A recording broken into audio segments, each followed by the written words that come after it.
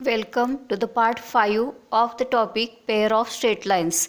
In this video, we will learn some more examples on the formulae m1 plus m2 equal to minus 2h upon b and m1 into m2 equal to a upon b. First example, find the joint equation of the lines passing through the origin and perpendicular to the lines given by x square plus 4xy minus 5y square equal to 0. Now solution. इथं एक joint equation दिलेलं आहे x square plus 4xy minus 5y square equal to 0. हे एक homogeneous equation आहे आणि ह्या इक्वेशनमध्ये दोन लाईन्स आहेत ज्या ओरिजिनमधून पास होणाऱ्या आहेत. आता आपल्याला काय फाइंड आउट करायचं आहे तर ह्या दिलेल्या दोन लाईन्सना ज्या दोन लाईन्स परपेंडिक्युलर आहेत आणि ओरिजिनमधून पास होणार आहेत अशा दोन लाईन्सचं जॉइंट इक्वेशन फाइंड आउट करायचं आहे. आता first we will take the given equation of lines x square plus 4xy minus 5y square equal to 0 comparing with ax square plus 2hxy plus by square equal to 0. A म्हणजे x स्क्वेअरचा coefficient तो 1 आहे, एची value 1. 2h म्हणजे xyचा coefficient तो 4 आहे, दॅरफोर 2h equal to 4. आणि b म्हणजे y स्क्वेअरचा coefficient तो 5 आहे, b इक्वल टू 5. म्हणजे कॉन्स्टंट्सच्या value a equal to 1, 2h equal to 4, b equal to -5. m1 आणि m2 हे दिलेल्या लाईन्सचे स्लोप्स आहेत असं आपण अश्यूम करणार आहे. मग m1 आणि m2 हे दिलेल्या लाईन्सचे स्लोप्स असतील तर त्या लाईन्सच्या बाबतीत आपल्याला m1 प्लस m2 म्हणजे सम ऑफ स्लोप्स आणि m1 इंटू m2 म्हणजे प्रोडक्ट ऑफ स्लोप्स ह्या दोन व्हॅल्यू फाइंड आउट करता येणार आहेत. That is if m1 and m2 are slopes of the given lines, then m1 plus m2 equal to minus 2h upon b.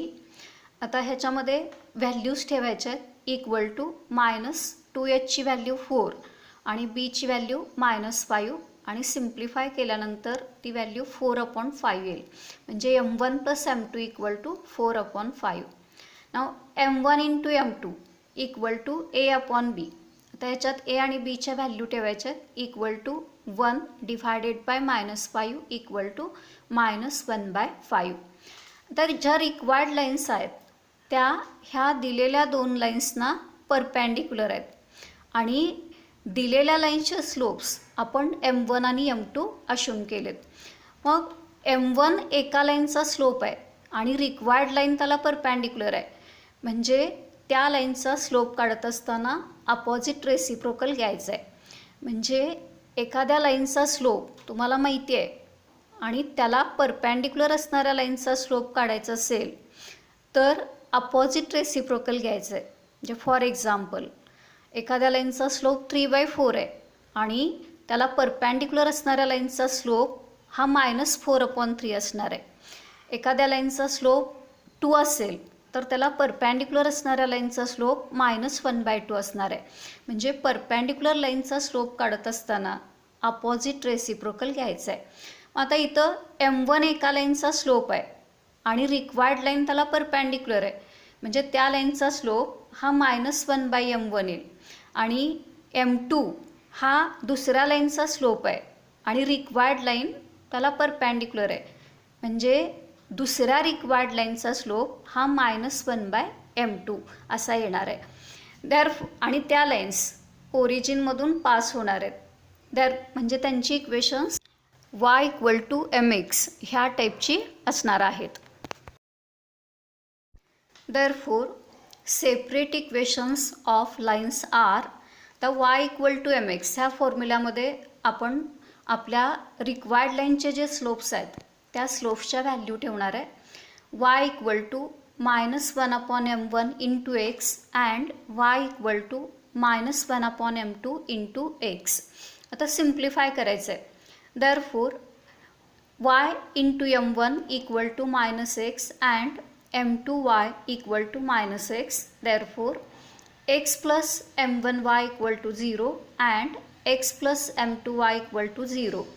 आता ह्या दोन separate lines आहेत ज्यांचं जॉईंट इक्वेशन काढायचं आहे. त्याच्यातल्या दोन सेपरेट लाईन्स आपल्याला मिळालेत. मग दोन सेपरेट लाईन्स माहिती आहेत आणि जॉईंट काढायचं असेल तर ह्याच्या आधी आपण शिकलेलो आहे सेपरेट लाईन्सवरून जॉईंट इक्वेशन काढत असताना त्यांचा प्रोडक्ट घ्यायचा आहे. Therefore the required joint equation is x plus m1y into x plus m2y equal to 0. दोन ब्रॅकेटचा प्रोडक्ट नेहमीप्रमाणे घ्यायचं आहे. Therefore x square plus x m2y plus x m1y plus m1 m2 y square equal to 0. आता मध्ये ज्या दोन terms आहेत त्यांच्यामध्ये एक्स वाय हा कॉमन फॅक्टर आहे. एक्स वाय कॉमन घेतल्यानंतर x square plus m1 plus m2 into x y plus m1 m2 y square equal to 0. आता ह्या इक्वेशनमध्ये आपण m1 प्लस m2 आणि m1 इंटू m2 ह्या व्हॅल्यू आधी फाइंड आउट करून ठेवलेत, त्या सबस्टिट्यूट करायच्या आहेत. Therefore x square plus value of m1 plus m2 is 4/5 into x y minus 1/5 into y square equal to 0. आता सिम्प्लिफाय करायचं आहे. Therefore 5x square plus 4xy minus y square equal to 0. तर हे required joint equation आहे. तर हेच example तुम्ही दुसऱ्या मेथडनं सॉल्व करू शकता. दुसरी मेथड काय आहे, दिलेलं जे जॉईंट इक्वेशन आहे ते क्वाड्रॅटिक इक्वेशनसारखं फॅक्टराईज करायचं. त्याच्यापासून दोन सेपरेट लाईन्स काढायच्या. दोन सेपरेट लाईन्स मिळाल्या की तुम्हाला त्यांचे स्लोप्स मिळतील. मग त्या स्लोप्सवरून परपॅन्डिक्युलर लाईनचे स्लोप्स काढायचे आणि स्लोप्स मिळाल्यानंतर त्या लाईन्स ओरिजिनमधून पास होत आहेत हे दिलेलं आहे. मग y इक्वल टू mx हा फॉर्म्युला यूज करून तुम्ही दोन सेपरेट लाईन्स मिळवू शकता आणि दोन सेपरेट लाईन्स मिळाल्या की त्यांचं जॉईंट काढण्यासाठी प्रोडक्ट घेतला की तुम्हाला रिक्वायर्ड जॉईंट इक्वेशन मिळेल. पण ही मेथड तुम्ही इक्वेशन जर फॅक्टराईज होत असेल तरच वापरू शकता. आणि आत्ता जी मेथड आपण शिकलेलो आहे ती इक्वेशन फॅक्टराईज होत असेल किंवा होत नसेल त्या दोन्ही केसमध्ये ही मेथड आपण यूज करू शकतो. Second example, find the joint equation of the pair of lines passing through the origin and perpendicular to the lines x square plus x y minus y square equal to 0. Solution. तर हे example त्याच टाईपचं आहे. इथं equation जे दिलेलं आहे homogeneous equation x square plus x y minus y square equal to 0. आता हे इक्वेशन क्वाड्रॅटिक इक्वेशनप्रमाणे फॅक्टराईज होत नाही.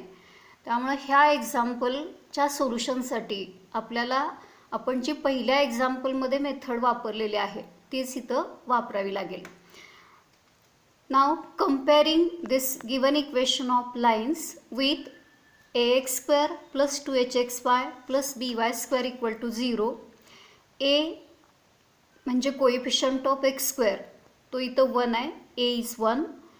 2h means coefficient of x y 2h equal to 1 आणि b म्हणजे वाय स्क्वेअरचा कोएफिशियंट तो इथं -1 आहे, b इक्वल टू -1. आता आपण m1 आणि m2 हे दिलेल्या ज्या दोन लाईन्स आहेत त्यांचे स्लोप्स आहेत असं अश्यूम करणार आहे आणि m1 प्लस m2 आणि m1 इंटू m2च्या व्हॅल्यू आधी काढून घेणार आहे.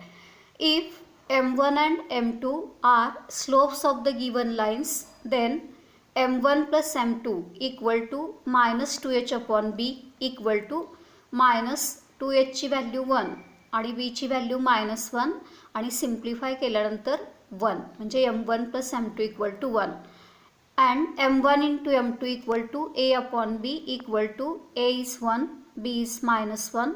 After simplifying it is -1. दिलेल्या दोन लाईन्सचे स्लोप्स m1 आणि m2 आहेत आणि रिक्वायर्ड लाईन्स ह्या दोन लाईन्सना परपॅन्डिक्युलर आहेत.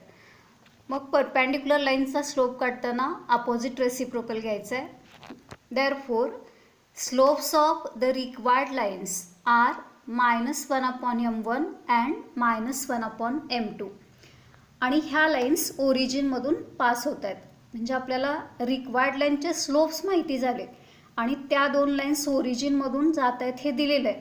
म्हणजे त्यांची इक्वेशन्स y = mx ह्या टाईपचे असणार आहेत. Therefore the separate equations of lines are y = -1/m1 × x and y = -1/m2 × x. आता सिम्प्लिफाय करायचे आहेत. Therefore y_m1 = -x and m2y = -x. Therefore, x plus m1y = 0 and x plus m2y = 0. आता separate equations माहिती झाले. Joint काढताना त्यांचा product घ्यायचा आहे. Therefore, the required joint equation of the lines is x plus m1y into x plus m2y = 0. Therefore, x² plus xm2y plus xm1y plus m1 m2y² = 0. आता मध्ये ज्या दोन टर्म्स आहेत त्यांच्यातून xy कॉमन फॅक्टर घेतल्यानंतर x² plus m1 plus m2 into xy plus m1 m2y² = 0. तर m1 plus m2 आणि m1 into m2च्या value आपण आधी काढून ठेवलेल्या आहेत, त्या इथं सबस्टिट्यूट करायच्या आहेत. Therefore, x² plus value of m1 plus m2 is 1 into xy plus value of m1 into m2 is -1 into y² = 0. Therefore, x² plus xy minus y² = 0 is the required joint equation. आता ह्याच मेथडनं तुम्ही ही दोन example solve करायचे आहेत. Find the joint equation of the pair of lines passing through the origin and perpendicular to the lines. First, 2x² minus 3xy minus 9y² = 0. Second, 3x² plus 2xy minus y² = 0. We will see one more example on the formulae m1 plus m2 and m1 into m2. Example, if slope of one of the lines given by ax² plus 2hxy plus by² = 0 is 4 times the other, then show that 16h² = 25ab. Solution. आता इथं standard pair of lines आहे तसा दिलेला आहे. ax² plus 2hxy plus by² = 0. ह्याच्यामध्ये दोन lines आहेत ज्या ओरिजिनमधून पास होत आहेत हे आपल्याला माहिती आहे.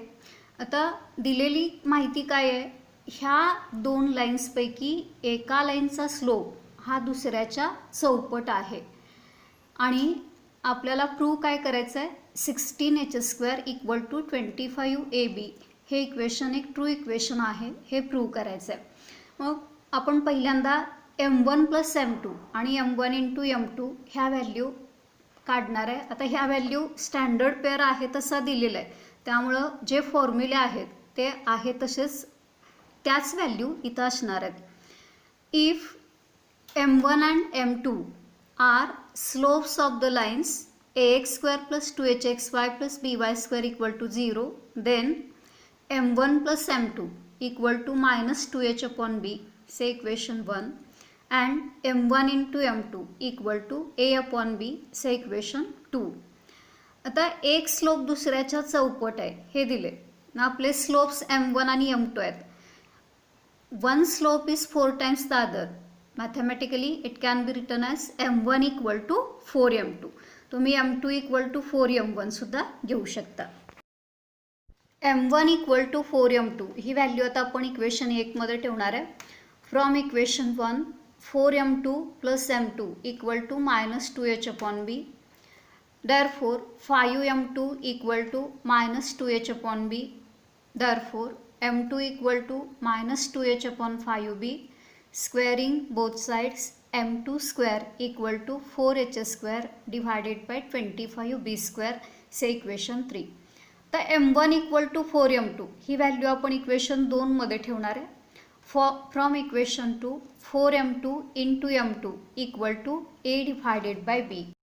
Therefore, m2² = a/4b, say equation 4. आता 3 आणि इक्वेशन 3 आणि इक्वेशन 4 ह्यांच्या LHS सेम आहेत, त्यामुळे आपण RHS इक्वेट करू शकतो. So equating RHS of equations 3 and 4 we get 4h² divided by 25b² equal to a upon 4b. इथं डिनॉमिनेटरमध्ये b हा कॉमन फॅक्टर आहे, तो कॅन्सल केला की 4h² divided by 25b equal to a upon 4. And by taking cross multiplication 16h² equal to 25ab which is the required equation.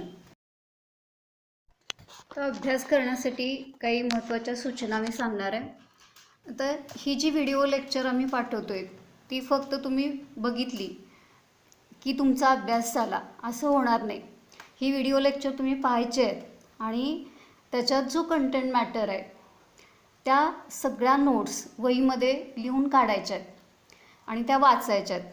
शिवाय जी होमवर्कसाठी example दिलेली आहेत ती सॉल्व करायची आहेत आणि जे फॉर्म्युली म्हणून दिलेले आहेत ते पाठच करायचे आहेत.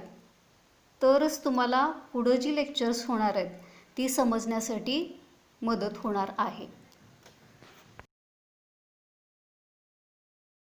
थँक्यू.